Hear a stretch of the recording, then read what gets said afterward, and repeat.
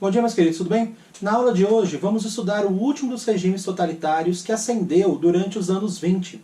Mas um regime totalitário que era bem diferente, completamente diferente, mas bem parecido com os regimes totalitários nazifascistas. Tranquilo?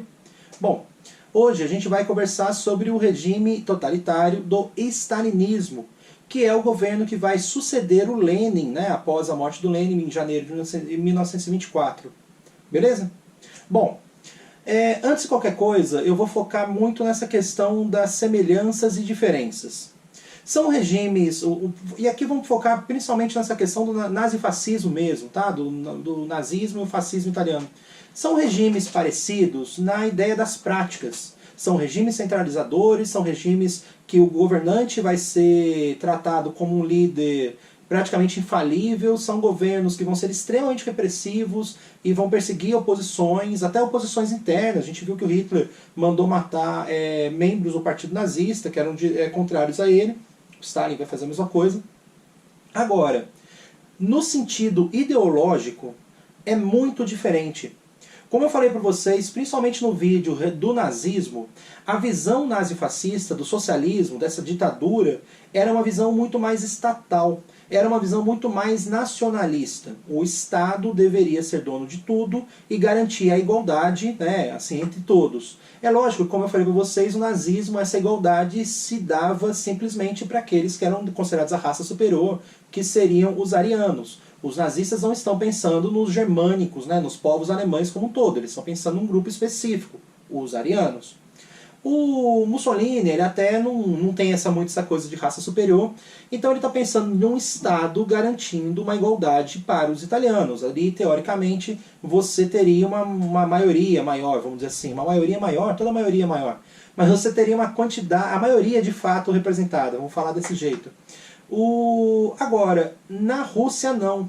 A Rússia não está falando de nacionalidade dentro dessa ditadura que vai ser colocada. Ela não está falando de russos, ela está falando de trabalhadores. A visão do socialismo russo era o socialismo previsto por Karl Marx, a ideia de uma ditadura do proletariado. É lógico que o Marx ele não está pensando, né, em toda essa... Quando ele trata do assunto nos seus livros, né, o Capital, o Manifesto, ele não abre muito espaço para uma ditadura que fosse muito personalista, como foi a ditadura do Stalin. Então, assim, a grande questão é o seguinte: é um regime que vai se dizer socialista, a partir da ideia da ditadura do proletariado, mas ele não é socialista no sentido clássico do que o Marx está dizendo, porque o Stalin vai se considerar um líder infalível. Mas o ponto aqui para a gente considerar é que, de novo, apesar das práticas serem diferentes, as ideologias são muito opostas. A gente pensar que uma ditadura vai ser baseada na ideia de um Estado mais fortalecido é bem diferente a gente pensar de uma ditadura de trabalhadores tentando impor os seus interesses econômicos. Então, isso vai fazer com que a gente tenha um afastamento total, assim, de um lado, e naturalmente a gente chama o lado socialista de esquerda por conta de todo o seu histórico, né? Ele vai estar voltado à ideia de Marx, à ideia dos trabalhadores no poder, que é uma ideia das esquerdas, né? De novo, a tendência de esquerda, eu falei isso na aula sobre os regimes totalitários. A tendência de esquerda, essa ideia de a gente denominar como esquerda e direita, surge na Revolução Francesa. A esquerda seria o Partido Jacobino, o Partido dos Trabalhadores, a população mais pobre francesa. E esse grupo está lutando muito mais por uma igualdade, assim como as ideias do Marx falavam, assim como a ideia do comunismo fala. O socialismo seria uma fase para chegar ao comunismo. Então a ditadura stalinista, ela seria uma representação da esquerda, beleza? Já o outro lado, o que o Hitler e o Mussolini vão estar fazendo, é a extrema-direita. Por quê? E aí assim, alguns de vocês podem falar assim, mas é tudo igual, é tudo ditadura. Mas a ideologia conta. Nem o Mussolini, nem o Hitler estão tentando acabar com a ideia de vamos dizer assim, do capitalismo, da desigualdade promovida pelo capitalismo.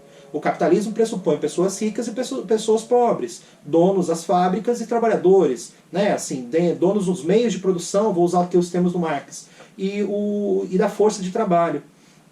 E cara, Isso não está sendo questionado nem na Alemanha nem na Itália. As pessoas, aliás, que questionavam isso foram perseguidas e mortas pelos próprios partidos. É quando Hitler, por exemplo, vai matar lá o líder da SS. Agora, da SA, desculpa. Agora, o que é o ponto? Aí vocês podem falar, mas você falou de igualdade antes. É uma igualdade no sentido de poder. É uma igualdade no sentido de que nós, italianos, vamos ser a nação mais poderosa e os italianos vão herdar a terra, vamos dizer assim. Ou Hitler falando disso para os arianos. Então você teria uma igualdade no sentido de poder militar, de poder de tomada de decisões sobre as regiões dominadas, mas não no sentido econômico.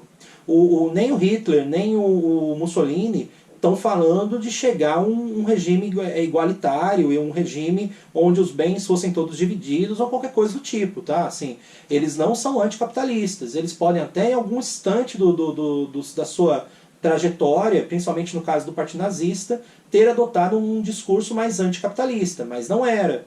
Então eles estão lutando muito mais por uma igualdade, vamos dizer assim, uma igualdade de poder, uma igualdade no sentido de um Estado único, de um Estado coletivo, e que o pensamento fosse igual e que favorecesse todos aqueles que acreditam na mesma coisa, do que está pensando uma igualdade total, no sentido econômico, no sentido político, né? Uma igualdade como um todo, beleza?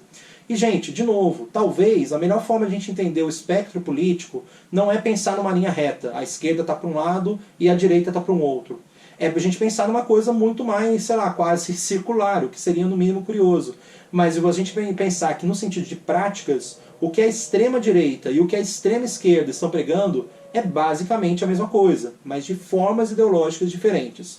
Gente, isso é muito importante, porque vira e mexe a gente vê pessoas falando de que o nazismo e o fascismo são de esquerda, quando a própria mentalidade deles era completamente diferente. O Hitler, por exemplo, a gente vai falar muito disso quando começar a Segunda Guerra Mundial, o grande interesse do Hitler não era vencer a França ou a Inglaterra, era vencer a Rússia. O Hitler queria expandir os domínios alemães sobre a Rússia, porque para ele os comunistas eram os vilões, eram os inimigos. E no final das contas, a gente vai ver muitos instantes até antes da guerra, onde algumas práticas alemãs não eram consideradas, não eram criticadas, porque o Hitler estava dando porrada, porque o Hitler estava batendo de frente com os interesses socialistas, comunistas russos, beleza? Então, assim, o Hitler ele é muito mais próximo das direitas que estavam, vamos dizer assim, dos governos de centro-direita que estavam no poder em uma série de países, Estados Unidos, Inglaterra e assim por diante, do que a Rússia. A Rússia era vista como inimigo. Tudo bem? Quando a gente falar das aulas, quando eu chegar para vocês na aula sobre a ascensão do franquismo, que eu vou falar isso na aula que vai falar sobre o início, né, as causas da Segunda Guerra Mundial, eu vou falar da ascensão do franquismo.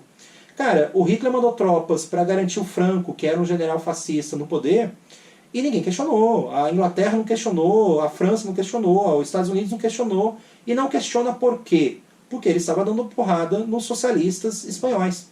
Então aquilo não era mal visto para o restante do mundo. Então o mundo ele olhava para o Hitler com muito mais carinho do que olhava para a Rússia. O que já mostra que eles têm uma diferença bem grande. Tranquilo? Nazifascismo são regimes de direita. O regime stalinista é um regime de esquerda. Parece igual? Parece. Tem práticas parecidas. Mas são ideologias completamente diferentes. Tudo bem? Gente, isso é importante. Tá? Isso aqui... a gente tem até, sei lá, a Embaixada da Alemanha, por exemplo, tem vídeos mostrando isso, mostrando como que o Partido Nazista é um partido de extrema direita e não de extrema esquerda, como algumas pessoas acreditam. Tudo bem? Mas vamos lá, vamos falar aqui do stalinismo, né? Janeiro de 1924, o Lenin morre. Morte morrida, tá? Ele não foi assassinado nem nada. E o Partido Bolchevique, né, que agora se chama Partido Comunista Russo, ele vai ter duas pessoas que vão ter um destaque do partidário, né, dentro do partido nesse instante.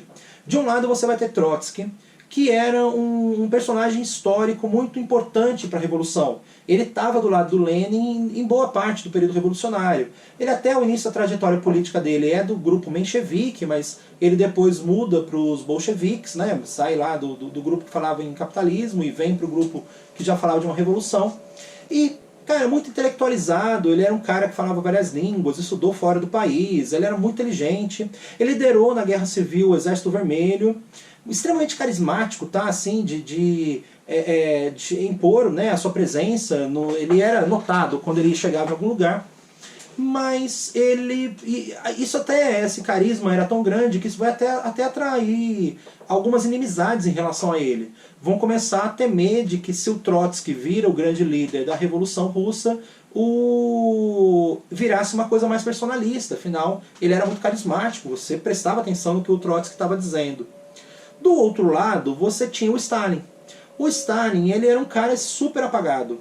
Ele era um cara que, desde novo, ele era do partido bolchevique, tá? Ele cresceu, a fase adulta dele assim, é toda dentro do partido. Ele era um burocrata do partido. Ele começa com cargos pequenos e, quando Lenin morre, ele é o secretário-geral, que é o cara que... Ele não é o cara que dá ordens, mas ele é o cara que faz as ordens chegarem nos lugares que as ordens querem chegar. Ele é um secretário-geral. Então, assim, quando Lenin, ainda vivo, lógico, dava uma ordem, quem fazia a ordem, sei lá, temos que fazer a indústria tal, começar a produzir tal coisa. Quem ia levar essa informação, quem ia fazer essa informação chegar nos lugares que ela tinha que chegar, era o Stalin. E isso vai dar ao Stalin um controle muito grande. O Stalin conhecia as pessoas, o Stalin conhecia o funcionamento do partido, e o Stalin, ele, cara, vai ter todo esse domínio burocrático sobre tudo o que estava acontecendo, beleza? E começa essa disputa, assim, tá? De quem que vai assumir, se vai ser o Stalin ou se vai ser o Trotsky. No mundo todo, a impressão que se tem é que o Trotsky vai ganhar. O Trotsky era o símbolo, né? Do lado do Lenin, ele era o cara que fez a Revolução em outubro de 17, liderou o Exército Vermelho. Mas não, quem vence é o Stalin. Ele vence muito por causa de propostas ideológicas que vão estar sendo discutidas. No final das contas, não era só uma eleição no sentido de escolher o melhor partido, né, o melhor candidato para assumir a liderança do socialismo russo. Passa a ser também uma disputa no sentido de o que a gente vai fazer agora. O Trotsky, ele tem um conceito muito mais de uma revolução permanente e internacional. O Trotsky, de certo modo, ele não acreditava tanto que o socialismo ou o comunismo seria possível só na Rússia. A Rússia era um país atrasado, a Rússia era um país que tinha muito a se desenvolver para poder chegar no mesmo nível que os outros países já desenvolvidos no sentido capitalista, né, de produção industrial e assim por diante. Então qual que era a sacada do Trotsky? Olha, nós, Rússia, temos que incentivar as revoluções socialistas no restante do mundo para que literalmente mais países sejam socialistas e a gente faça a revolução junto. A gente lute pelos interesses dos trabalhadores de modo internacional. Só lembrando que isso, de certa forma, é a própria proposta de Karl Marx. Que aqui, gente, ele já está morto, tudo, mas a proposta do Marx era trabalhadores do mundo univos. É isso, mais ou menos, que o Trotsky está dizendo. Vamos incentivar revoluções para que o mundo inteiro vire socialista e faça uma transição para o comunismo. Já o Stalin não. O Stalin acreditava que o comunismo seria possível dentro da Rússia, que a Rússia seria capaz de se desenvolver por conta própria e gerar um regime comunista, e meio que viraria um exemplo para o restante do mundo. Meio que assim, aqui eu não quero, o ponto que eu quero que vocês entendam é o seguinte: não dá pra gente pensar que o Trotsky é um cara que não está preocupado com a Rússia, ele só está preocupado a nível internacional, e o Stalin é um cara que está preocupado com a Rússia e não está preocupado a nível internacional. O Stalin, por exemplo, ele vai vencer, eu já dei esse spoiler, ele vai vencer essa disputa e, cara, ele vai incentivar outros países a fazerem a revolução. Ele vai incentivar outros países a adotarem medidas e governos socialistas. Então ele é um cara que vai ter esse aspecto mais internacionalista. Da mesma forma, o Trotsky, apesar de ele estar pensando a nível internacional, ele também tem as ideias dele para o que a Rússia deve fazer para conseguir chegar num mínimo desenvolvimento econômico que pudesse pensar num sistema comunista. Beleza? Não vamos pensar que assim, o Trotsky é internacional, o Stalin é nacionalista e o Stalin ganha por conta disso, tá? E até um ponto aqui, tá? Tem, gente, até a própria figura chama atenção, assim, o Stalin, ele era um cara muito do povo, ele era um cara comum, basicamente. Ele era aquele cara que, sei lá, se uma pessoa viu na rua, ele sabe, tava lá um grupo de pessoas conversando, ele chegava para conversar também. E o Trotsky, ele era um cara, ele era um ícone, ele era um ídolo, e assim, muita gente nem se aproximava, porque era o Trotsky, assim, você vai chegar lá e vou falar com aquele cara, assim, né, ele era considerado um intelectual e tudo mais.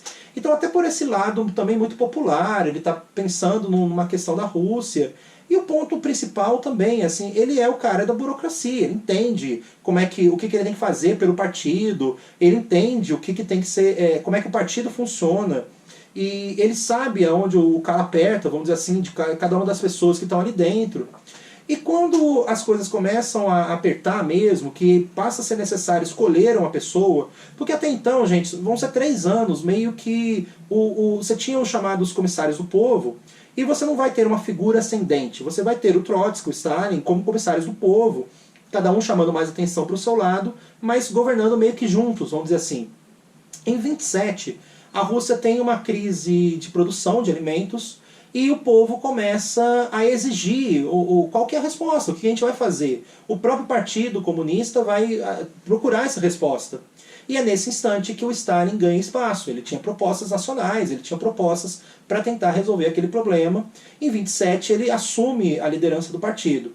O Trotsky, ele assume uma postura extremamente oposicionista ao Stalin. Ele vai começar a criticar o Stalin. 2 anos depois, em 1929, ele chega a ser expulso do partido, 28, se não falha a memória. 29 ele é expulso da Rússia como um todo. Ele começa meio que vagar pelo mundo, ele chega aí para os Estados Unidos, onde ele analisa a possibilidade de uma revolução socialista por lá, não dá certo, mas ele vai morar mesmo no México. E fomentando a criação de partidos socialistas, tentando ajudar em revoluções socialistas pelo mundo, e sempre criticando o Stalin. Tá? As pessoas que eram próximas ao Trotsky eram completamente anti-Stalin, eram anti-stalinistas no seu auge, assim, no seu máximo. E no México, em 1940, ele é tão oposicionista, e a gente vai ver, o Stalin é tão contrário à sua oposição, que em 1940 o Stalin vai mandar matar, vai mandar assassinar o Trotsky. Cara, o Stalin, lá na Rússia, tá? Lá em Moscou, ele manda matar o Trotsky na cidade do México, em 1940. E é uma morte bastante cruel, tá? Assim, não pouparam muito no instante de matar o Trotsky, não. Tranquilo? Tranquilo não. Acabei de falar de uma morte cruel. Bom, o que eu falei até agora, então, vimos aí que o Stalin ganha, né, dentro dessa disputa partidária, e ele vai começar essa ideia de desenvolver a Rússia. Agora, como que o Stalin vai pensar nisso, desenvolver a Rússia? O grande pensamento dele é acabar com a NEP. Ele vai acabar com a nova política econômica imposta pelo Lenin. O Lenin, né, como a gente viu na NEP, ele abriu espaço para a produção privada. Algumas pessoas que tivessem dinheiro podiam comprar terras, elas podiam abrir fábricas. E eu falei para vocês no vídeo sobre a Revolução Russa, o segundo, que isso não deu certo. Tá? Que isso deu certo no campo, a produção do campo subiu, mas nas indústrias não deu certo. E o Stalin, ele vai ter um pensamento muito de indústria. Gente, de novo, Marx fala que o comunismo viria da indústria urbana, né, da indústria, e não do campo. Então o pensamento dele, no sentido de desenvolvimento, vai ser esse. Temos que industrializar a Rússia. Só que ele não tem grana. E aí qual que é a ideia dele para conseguir grana? Pegar essa grana do campo. O campo, a produção rural russa ia muito bem desde a criação da NEP. Então Stalin resolve intervir nisso. Ele acaba com a NEP, ele pega todas as terras, ele coletiviza todas as terras de novo, criando tanto terras que eram de cooperativas, dos trabalhadores rurais, tanto terras que pertenciam ao Estado e os trabalhadores rurais trabalhariam lá. Aliás, na maioria seriam essas terras, tá? As terras do Estado eram a ampla maioria do domínio das terras russas do país, tá? Os salários eram muito baixos. Agora, toda a produção ficava sobre o comando do governo. E é nesse instante que o governo vai conseguir a grana. Porque toda a produção... Gente, todo mundo precisa comprar comida. E todas essas comidas, todas essas comidas foi ruim. Todas as comidas que eram todos os alimentos que eram produzidos pertenciam ao governo. E o governo vendia mais caro, principalmente nos centros urbanos, e isso fazia com que você tivesse uma possibilidade de lucro. Eu tenho um vizinho que começou uma música, vocês ouviram uma música do meu vizinho. Brincadeira, meu vizinho, hein? Parou. Voltando. Então é daí que ele vai conseguir dinheiro. Aliás, esse planejamento para conseguir dinheiro dá muito certo. A Rússia consegue dinheiro para investir. A gente já vai falar desse investimento. No entanto, vamos focar um pouco ainda na questão da terra. Essa ideia que eu falei de que ele coletivizou a terra novamente não é tão simples e não é tão, vamos dizer assim, pacífica quanto parece. Muito pelo contrário. Esses pequenos proprietários rurais que compraram suas terras durante o NEP, a gente chama de kulaks. E eles literalmente não aceitaram, né, perder suas terras, eles gastaram, pagaram por aquilo, para produção e tudo mais. E muitos desses kulaks, eles, quando estavam perdendo as terras, quando os agentes do governo, a polícia chegava para dominar as terras, eles matavam as cabeças de gado, carneiro, galinha, o que eles tivessem. E a gente considera, a gente tem livros que falam em números de 50%, por exemplo, das cabeças de gado morta. E isso foi extremamente cruel para o todo da Rússia. Em 1989, né, a gente vai ter a queda do Muro de Berlim, a gente vai começar a ter o final da União Soviética, mas durante todo esse período, a União Soviética nunca mais conseguiu, depois dessa coisa dos kulaks, conseguiu equilibrar a sua produção de alimentos, a sua produção agrícola. Sempre a União Soviética estava numa crise de produção de alimentos. Assim. Para conseguir comida, as filas eram muito grandes. Não é nem que a gente possa falar assim, de uma fome exacerbada. Tá? Não é que a gente pode falar assim, o povo russo vivia com fome. Mas o povo russo vivia com o necessário apenas. Você não tinha grandes ofertas de alimentos, nem no auge da União Soviética, tranquilo? A União Soviética ela chega num ponto que ela vai chegar ao espaço, tá? Antes até dos americanos, mas ela não tinha capacidade de produção de comida para todo mundo se alimentar bem, tranquilo? Mas vamos lá, de novo, nada tranquilo, né? Estou falando de quase a população passando fome. Mas vamos voltar nessa questão industrial. Com o dinheiro da venda dos alimentos, a Rússia vai industrializar.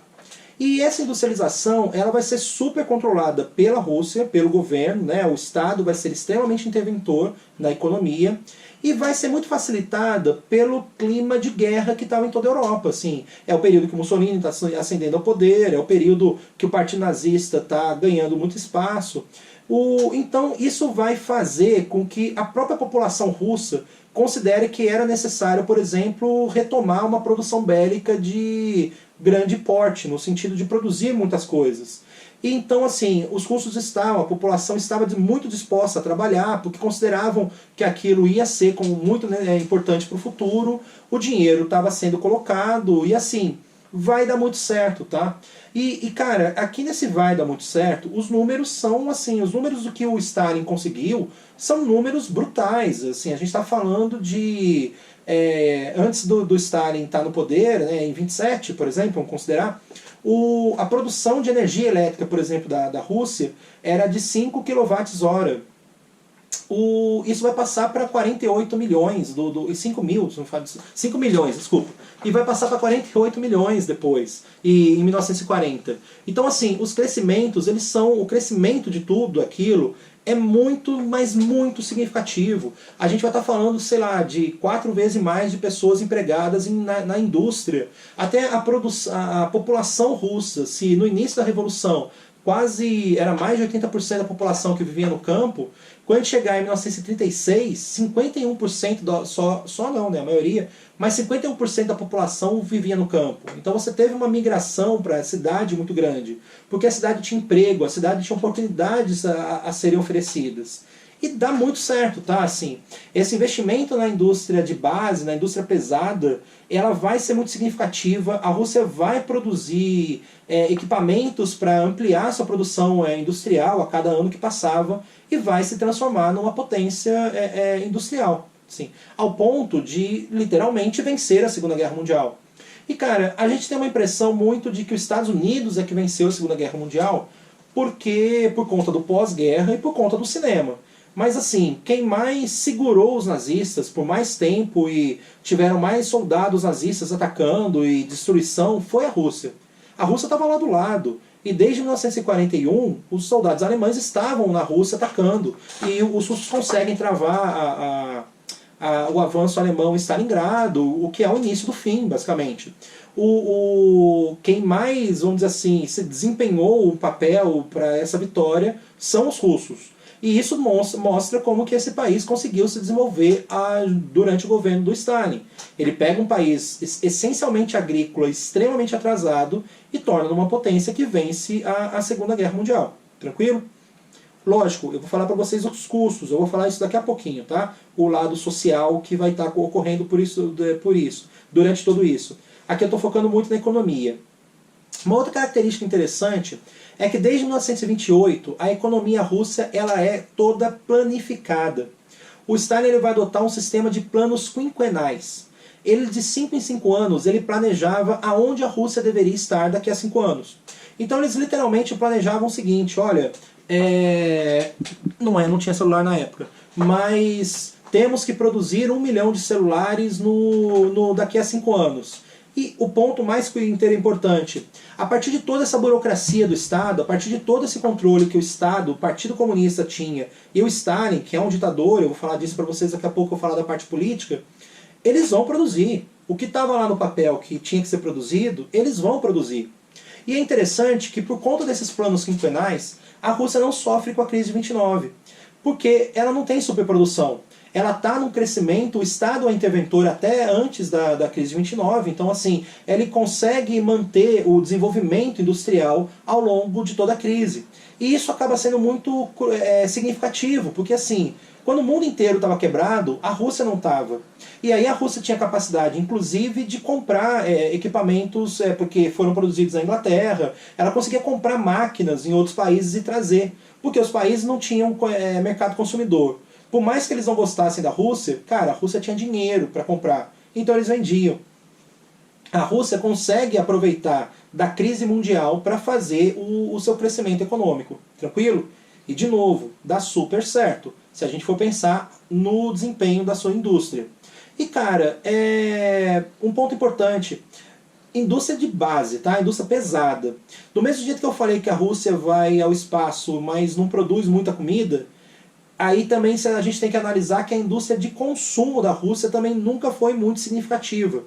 Então a Rússia vai ao espaço, tá? De novo, vamos focar aí no espaço, porque é uma das coisas mais grandiosas que a gente consegue fazer a nível de conhecimento acadêmico, mandar alguém para o espaço. A Rússia, então, já que eu falei espaço antes, agora fazer diferente, o primeiro satélite artificial a pousar na Lua é russo, tá? A Rússia é o primeiro país que vai conseguir tirar uma foto do lado escuro da Lua. Para quem não sabe, a Lua mostra sempre o mesmo lado pra gente. Tem um outro lado da Lua que nunca toma sol, basicamente. O primeiro país a tirar uma foto deste lado, do lado negro da Lua, lado escuro, é a Rússia. Então assim, a Rússia é capaz de tirar uma foto do lado escuro da Lua, mas ela não era capaz de produzir, sei lá, carro ou produzir alfinete para segurar uma fralda para todo mundo. Assim, os itens de consumo da Rússia eram muito, mas muito demorados. A Rússia não tinha muita capacidade de produção. Para comprar um carro, por exemplo, o cara ficava quase 5 anos na fila, tá? Porque ele tinha que falar, eu tenho dinheiro para comprar um carro, eu quero comprar um carro, e a fábrica demorava a produzir, porque ela não tinha muita capacidade. Ao mesmo tempo, se fosse pensar num reator nuclear, a Rússia estava lá produzindo tranquilamente, assim, sem problema nenhum. Qualidade não era o ponto principal, tá? O ponto principal aqui da Rússia era quantidade. Então, nem sempre os produtos russos eram de melhor qualidade. Eu falei reator nuclear, não é à toa aí a questão do Chernobyl, por exemplo. Ou os carros russos, que não são conhecidos muito pela sua qualidade. Agora, a quantidade eles resolviam muito bem. Tranquilo? Mas vamos falar aí da questão política, né?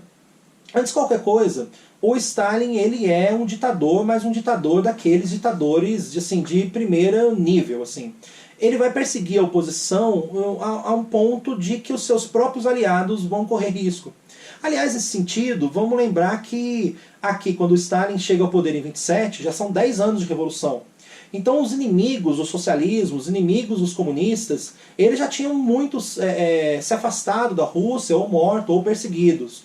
Então não tinha muito mais dessa oposição de direita, vamos dizer assim, capitalista, dentro da Rússia. Esses caras já tinham sido eliminados. Agora, o que o Stalin vai fazer é buscar vamos dizer assim, um pensamento único dentro do próprio partido bolchevique. E aí todos aqueles que eram contrários a ele, ou que tinham um mínimo vamos dizer assim, de pé atrás com Stalin, vão ser perseguidos. A começar pelo Trotsky. Eu falei que ele manda matar o Trotsky em 1940. Mas assim, a gente tem em 1936, por exemplo, os chamados processos de Moscou, onde uma série de pessoas que eram próximas ao Lenin, que lideraram as revoluções em 1917, vão ser condenadas por traição à pátria, vão ser condenadas por corrupção, por uma série de crimes, e vão ser mortas, assim, campos de trabalho forçado e depois mortas. Hoje, a gente sabe que eles, muitos deles na época, a imagem que vinha é de que eles haviam confessado os crimes. Hoje a gente sabe que eles foram torturados, que eles sofreram uma série de ameaças para que eles assumissem esses erros, né, o que não era uma verdade. Agora, tudo que o Stalin fez, né, nesse caso, a gente só foi descobrir muito depois do Stalin. Quando o Stalin morre em 1953, o governo bolchevique vão continuar os bolcheviques no poder, mas aí é que eles começam a ver os papéis e tentar analisar tudo que o Stalin fez, e a gente descobre o quanto que esse cara foi cruel, o quanto que esse cara foi um genocida dentro da própria Rússia. Ele matou os bolcheviques, ele matou a população que era contrária a ele, sem pensar duas vezes. Tudo bem? Até, por exemplo, assim, eu falei que o povo russo estava aceitando muito bem desempenhar esse papel na industrialização russa. E o governo ele estabelece que bons trabalhadores, isso era medida a partir de produtividade, receberiam prêmios, apareceriam em filmes e cartazes que eram expostos do governo. Agora, se você fosse considerado um trabalhador ineficiente, não tivesse uma capacidade de produção significativa, você poderia ir literalmente parar num campo de trabalho forçado. Ao ponto até de trabalhadores que ganhavam prêmios, num ano o cara dava, vamos dizer assim, uma relaxada, e nesse ano ele era mandado para um campo de trabalho forçado na Sibéria, onde ele acabava morrendo. Não é uma ditadura humanista, muito pelo contrário, é uma ditadura extremamente cruel. Os números, e assim, números que estão sendo bem por baixo, tá? Falam de 5 milhões de mortes dentro da própria Rússia, de o Stalin mandando matar seus opositores. Tudo isso com uma polícia secreta muito, mas muito violenta, muito, mas muito ativa na investigação de tudo que estava acontecendo dentro da Rússia. Tranquilo? Bom, ao mesmo tempo, a gente vai ver um culto à personalidade extremamente significativo. Então, ao mesmo tempo que o Stalin está eliminando as suas oposições, ele está vendendo uma imagem de que, olha, eu sou o cara e eu não erro nunca. E isso vai fazer com que muita gente considere que aquilo não está acontecendo. O controle sobre a publicidade, o controle sobre a propaganda vai ser tão grande que muita gente nem entendia, nem tinha noção do que estava acontecendo dentro ali dessa ditadura. Assim. A população russa via o Stalin como o grande herói, o cara que veio para salvar mesmo. Isso tudo ganha muito apoio por conta dos próprios resultados. O cara industrializou a Rússia. A população agora tem muito mais acesso a dinheiro. Assim, a situação mudou literalmente. Melhorou, a gente pode dizer, inclusive. Menos para o trabalhador rural. Agora, depois quando ele ganha a Segunda Guerra Mundial, putz, ele é o cara que ganhou da Segunda Guerra Mundial. O Hitler estava lá exterminando os comunistas, o Stalin foi lá e exterminou o Hitler, no final das contas. Então, todas as consequências das práticas do Stalin vão acabar fazendo com que ele se torne um herói russo muito significativo. E, cara, o cara todo ano ganhava um prêmio novo, desde pai da pátria até o grande protetor das crianças, que era um título que ele ganhou também. Então, assim, a propaganda era muito grande, as escolas tinham, todas elas, paredes pintadas no rosto do Stalin. O Stalin ganhou uma cidade, né? Volgogrado passa a se chamar, que é a cidade que ele nasceu, passa a se chamar Stalingrado. Todas as cidades tinham uma rua chamada Stalin. Os filmes que eram produzidos na Rússia, se mostrassem o Stalin, pegava o ator mais bonito que tinha para interpretar. Então o culto à personalidade do Stalin, ele só é comparável ao culto de personalidade do Hitler e do Mussolini, tudo bem? O que quebra, né, que eu falei com vocês, o próprio conceito de socialismo, de comunismo, porque você cria um cara que está acima de todos, tá? E esse cara, inclusive, né, para a gente aprofundar mais esse conceito de como deu errado, ele supervalorizava o partido.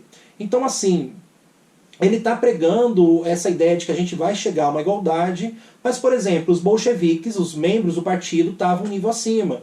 As melhores moradias da Rússia eram para os membros do partido bolchevique, eles ganhavam alimentações, eles ganhavam, vamos dizer assim, os programas sociais que eram criados.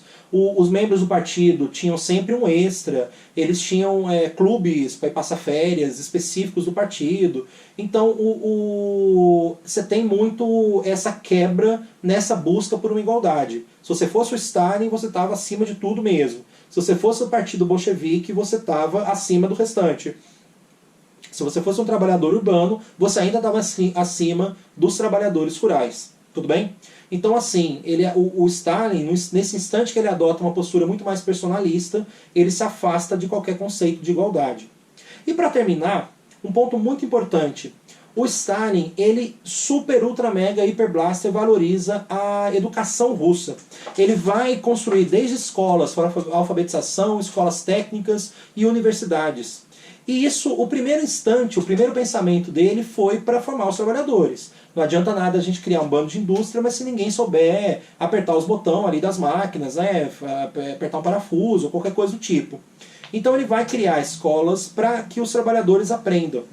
E também vai criar muita universidade. Que aí a ideia das universidades era gerar novas tecnologias e ampliar a capacidade de produção da população russa, da indústria russa. Não são universidades que estão pensando muito nas áreas de humanas. Então, assim, é muito raro a gente encontrar um grande filósofo, historiador, alguém da área de humanas da Rússia, porque os incentivos governamentais a essas áreas eram muito, mas muito, mas muito baixos. No entanto, nas áreas que tinham uma capacidade de uso prático na indústria, o dinheiro, cara, sobrava. Mas era uma coisa também muito calculada pelo próprio governo, pelo próprio Estado. Então, por exemplo, queremos inventar uma substância que vai aguentar o calor, eu vou falar de novo do espaço, que vai aguentar o calor de mandar um foguete para o espaço. Então ele estabelece isso como uma meta, ele coloca os cientistas para pesquisar isso, e os cientistas vão ter dinheiro para fazer isso. Então a Rússia, volto a dizer, era capaz de construir turbinas nucleares, mas não era capaz de produzir panela para todo mundo, beleza? Um dos livros de história que eu já li na minha vida falava que, acho que é em 1940 também, a Rússia, ela produziu, se a gente for pegar o número de sapatos produzidos, equivaleria a um por pessoa, um par de sapatos por pessoa. Ao mesmo tempo, a Rússia estava lá desenvolvendo tanques, estava lá se preparando para a Segunda Guerra Mundial. Tranquilo? Bom, em 1953 o Stalin morre, e aí naturalmente ele morreu, ele não vai continuar governando a Rússia. É só depois da morte dele que a gente descobre tudo que o Stalin fez. E assim, se durante esse período, 27 a 53, nós tínhamos pessoas que se declaravam stalinistas, que apoiavam as práticas que o Stalin fazia, depois que são divulgados a verdade toda do que o Stalin havia feito, hoje, para você encontrar um stalinista, você provavelmente vai estar falando com uma pessoa que, no mínimo, é bastante cruel e bastante fria e calculista até, assim. Mas é raro, tá? Eu, particularmente, nunca conheci uma pessoa que se declarasse stalinista. Imagino que, aliás, nunca vai conhecer. E, aliás, não quero conhecer um stalinista. Mas, tudo bem, tranquilo. Abração para vocês. Qualquer dúvida aí, manda os sinais de fumaça virtuais. Estou sempre às ordens. Abração, já falei, mas... hoje eu tenho que mandar um salve, um pedido pro João Marcel. Então, João Marcel, salve para você. Abraço, fui, até a próxima.